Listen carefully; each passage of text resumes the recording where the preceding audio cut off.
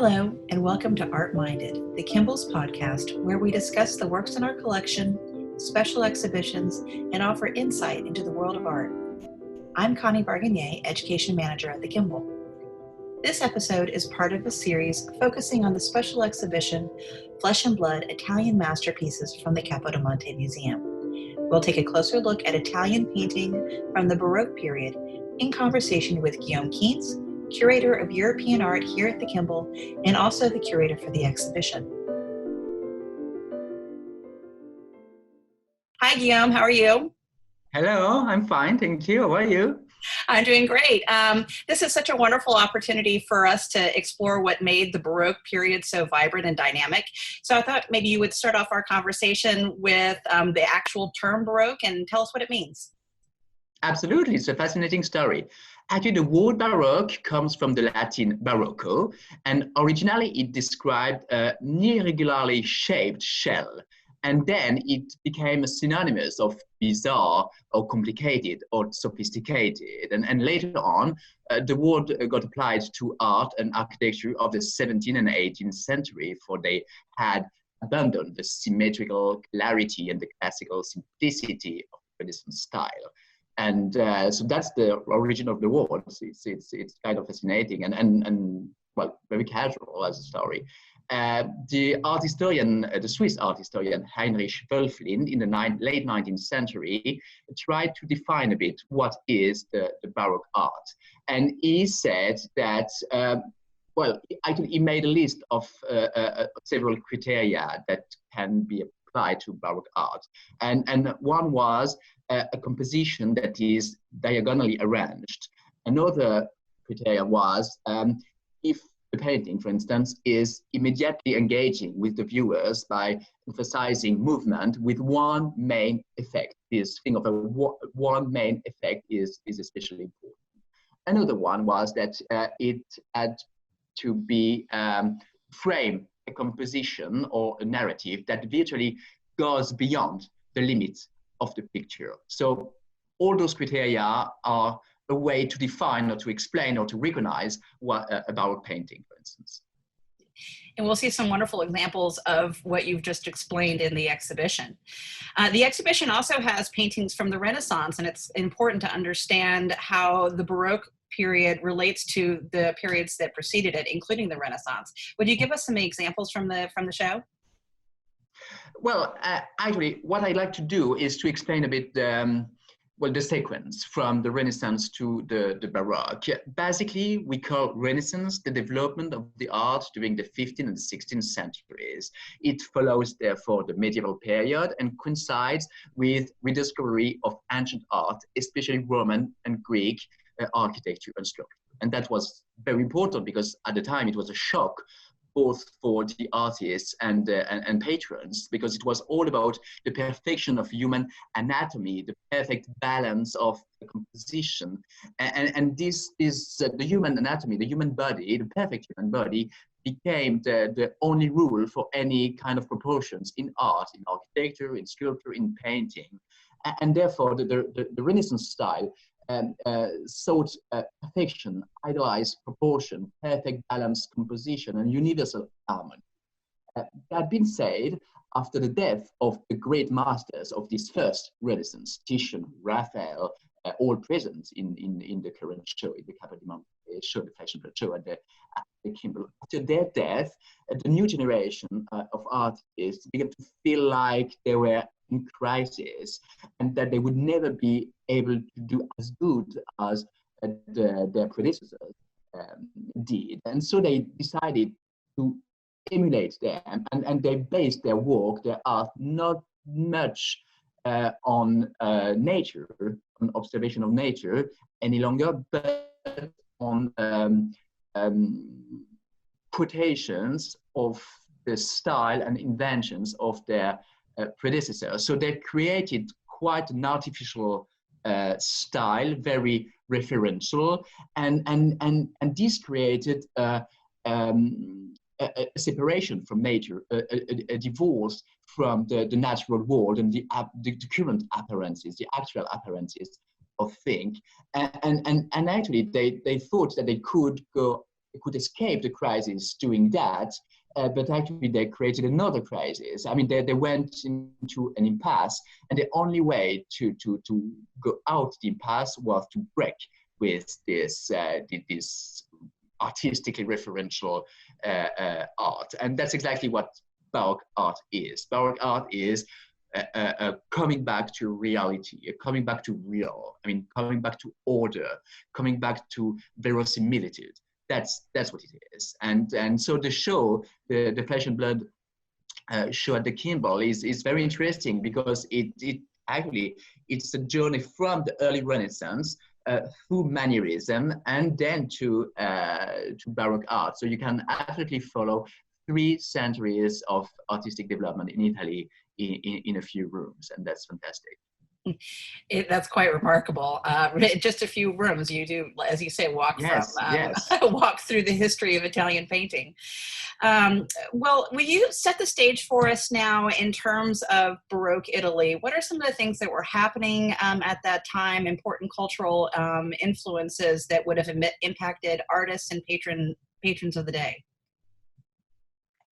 Well, first and foremost, one has to remember that the most important patron at the time was the church, was the Catholic Church, not only in Italy, but actually in a large part of Europe. And after the church came the kings, the princes, the aristocrats, and wealthy collectors. The thing is that, in terms of context, the Baroque period coincides with the Counter-Reformation. We call the Counter-Reformation a propagandistic campaign led by the Catholic Church to oppose the rise of Protestantism in Europe. So for the church, the point was, with the art, to convince about the veracity and the legitimacy of its holy origin and of the holiness of its message. And it was therefore of high importance to have plausible representations to support these messages, and prelates and Christian theoreticians condemned the excesses of Manierism, which is described, and called for a more realistic approach in art. And that's the context in which Baroque happened. On another front, kings wanted to make clear the absoluteness of their power. And art and architecture were therefore less about refinement and sophistication, that was the Renaissance, and more about making an impressive impact on the viewer. And this is another quality of Baroque art. The impressive impact, very impactful, and it's one main effect, to make the message very clear. In the case of the church, is that the church is the legitimate church. In the case of a king, is that the king is the legitimate ruler of the country. And actually the trick of Baroque art is that Baroque art speaks to the senses more than to the mind. Renaissance art speaks more to the mind than to the senses. Sometimes it can speak to the senses. Obviously, think of the Titian's Dene, for instance. That's quite a painting that directly speaks to the senses, but that's more the speciality of Baroque art. It operates by stimulating the eyes and making an impactful use of colors, light effects, dynamic compositions. And this makes Baroque art something very appealing, and this is what encouraged also private art lovers to build impressive collections, all at the same time demonstrations of their power, their wealth, and their taste. And that's new. That's, I mean, collection in the Renaissance was only for the princes and the kings and the cardinals. It's kind of a bit more democratic, if I may say, in the 17th century. And think of Gaspar Romer, a very important collector in Naples, the one who actually commissioned to Ribera the incredible drunken Silenus that we have in the Flesh and Blood exhibition. So that was a painting for a collection, for his own collection, for his own gallery, nothing to do with a public commission for a church, or nothing to do with a very prestigious collection for a prince or a king. It was something else. It's much more private. Great, thank you. So if you would now talk to us more specifically, I know you've mentioned Ribera, the great Spanish artist who was working in Naples. Who are some of the other important early masters of the Italian Baroque? I think the two most, sorry, I think the two most important masters to be remembered for the Baroque, or for the birth of the Baroque at least, are Annibale Carracci and Michelangelo Caravaggio. At the turn of the 16th and the 17th century, these two major artists would break from the Manierist style. They didn't choose the same way, though. While Caravaggio brutally broke with the academic tradition based on drawing and decorum, inventing very bold solutions and creating images that shocked at the time for their apparent triviality, Annibale Carracci, for his part, tried to inoculate naturalism with the standards of classicism. So he didn't give up with the idol of classicism. He just tried to bring classicism up to date. And in the show we have the great pleasure to have two great masterpieces from those incredible artists. One is Caravaggio's Flagellation of Christ, and the other is Annibale Carracci's Pieta, and they're great example of their respective revolutionary style. What they have in common is the chiaroscuro, and by chiaroscuro I mean the harsh contrast between light and shadow in the painting.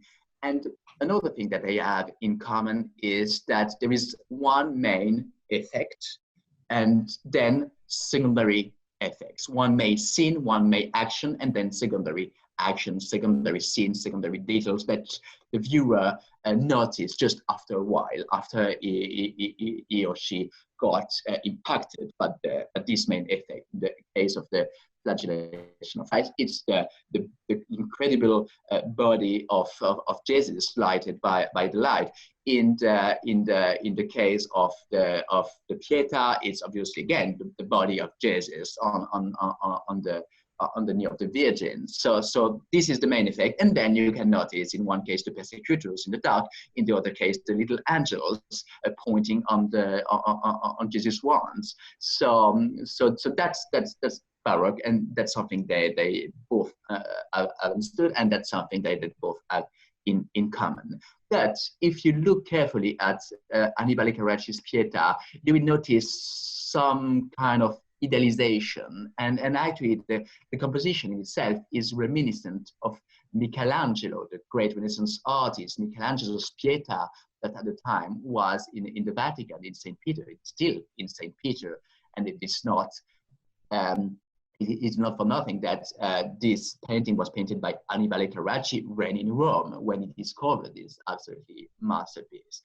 In the case of Caravaggio, it's quite different. You immediately notice quite a raw realism with a theatrical aspect of the scene, like you see actors from the daily life embodying sacred roles, and Caravaggio plays much more with the boundary between sacred and secular, between daily life and sacred story. So that's then a difference. Caravaggio was obviously much more radical, and actually he was even shocking for his time, while Annibale Carracci was looking for an acceptable midway. He was someone looking for compromise, for harmony. He was someone who tried to resurrect the great ideal of the Renaissance, but still having them speaking loud in the time of Baroque. How do you see that playing out in the next generation, the artists who are influenced by Caravaggio and the Carracci? I think the first who had quite a strong influence on other artists was Caravaggio, because the Carracci kind of closed a tradition, which was the great tradition of Renaissance, and then they got rediscovered later on in the 17th century when artists tried to resurrect the style of Titian. There is all this wave of neo-Venetianism in Italy that is actually what we call today the full Baroque. but it was a more discreet and underground movement in the art. The Caravaggism was much more visible as a movement. Because when in Rome, Caravaggio achieved to find his personal style and then invented something really new, he kind of painted out of the box, if you know what I mean. I mean, some people are thinking out of the box. He was painting out of the box. And as a result, many other artists started to emulate his style, especially the straightforward approach and the dramatic light, the so-called chiaroscuro. And they were soon to be called the Caravaggisti, even during Caravaggio's lifetime or soon after. And the same happened in Naples, actually. Painters like Carracci, present in the show, with the gigantic altarpiece, but also other artists less known like Carlo Sellito or Filippo Vitale, and many others. They were all totally impressed by Caravaggio, and they all followed his style. Perhaps the more talented among them was the Spanish-born artist Giuseppe de Ribera, very well presented in the show, because we have no fewer than 3 paintings by him and 3 masterpieces by him in the show. Giuseppe de Ribera had been a follower of Caravaggio in Rome already, because from Spain he moved to Rome. In Rome he discovered the manner of Caravaggio, and then he decided to go to Naples 10 years after Caravaggio had arrived, but Caravaggio was dead in the meantime, and he brought his very personal Caravaggism to Naples, and in Naples, his manner, which was no longer called Caravaggism, but more Tenebrism, because it was very dark, tenebroso in Italian, and so he kind of renewed this interest for let's call that Caravaggesque painting in Naples, and actually he created a school in Naples of painters. I mean, and he, in a way, doing so, he extended the success of chiaroscuro painting until the end of the 17th century, and someone like Mattia Preti, also present in the show, or Stomer, a Dutch painter active in Naples at the time, or later at the end of the 17th century, someone like Luca Giordano. They were all born in this context of Ribera style Caravaggism. The final room in the exhibition has some absolutely glorious still lifes, including one by Ribera. I was hoping that you would talk to us a little bit about the Neapolitan School of painting in the Baroque period, sort of following up on what you were just discussing. One has to keep in mind that Naples at the time was a very rich and very important city. It's still a harbor, so it's connected with a lot of cities in Europe. So it's a place of trade. It's a very important place of trade. And being a place of trade, it's a place of money. And when you have money, you have rich people. And when you have rich people, you have great patron for the art. And actually that's the secret of the flourishing school of paintings in Naples during the 17th and the 18th century. And following the trend of Caravaggio and then Ribera, many people, let's say, decided to become artists, because it was a good job. There was a great market for art, so they dedicated themselves to art, and with the wealth, many other people thrived well and decided to become collectors, and then also the market changed a bit, and it was not that much about big altarpieces, because they had been already painted by the previous generation. It was not that much about great, how can I say, very impressive mythological painting for very impressive Neapolitan galleries, because all the aristocrats, I mean, they served themselves with Ribera, with other, and the taste changed. The taste became kind of more bourgeois, and you can see that when you see the painting, because they're much nicer to look at. It's not any longer about martyr. It can be about martyrdom, but it's less about martyrdom. It's less about blood. It's more about color, and it's the effects are more gracious. It's the painting themselves as objects, they're more decorative. It's something actually you would enjoy to have home, and you wouldn't enjoy to have home the drunken Silenus, which is gigantic and a bit disturbing. You wouldn't enjoy to have home. I would, but not many people. The Flagellation of Christ by Caravaggio, because it's brutal. I mean, you don't want to live with that, but you do want to live with nice still life. You do want to live with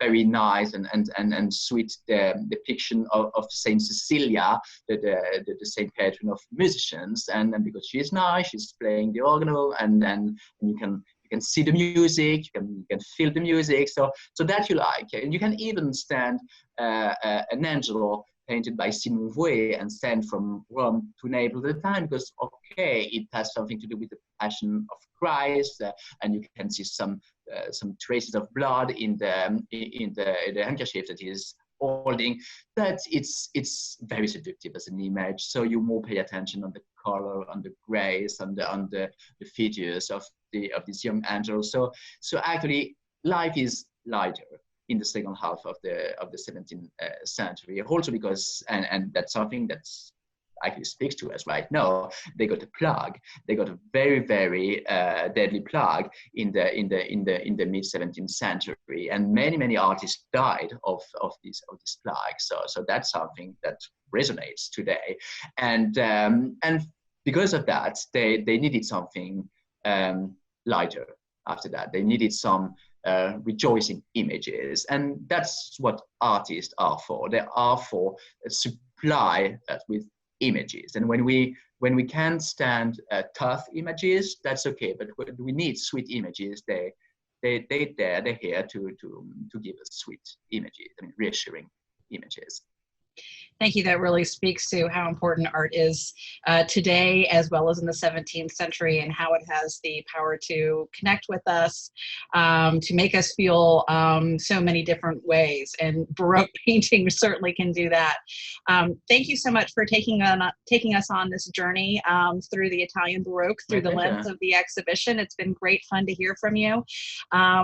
Everyone, stay tuned for the next podcast, which will feature Guillaume again. Thank you, Guillaume. Thank you. See you soon. Thank you for listening to Art Minded. Please don't forget to connect with us at kimbellart.org to see the art we've discussed in this episode. As always, we thank you for your continued support.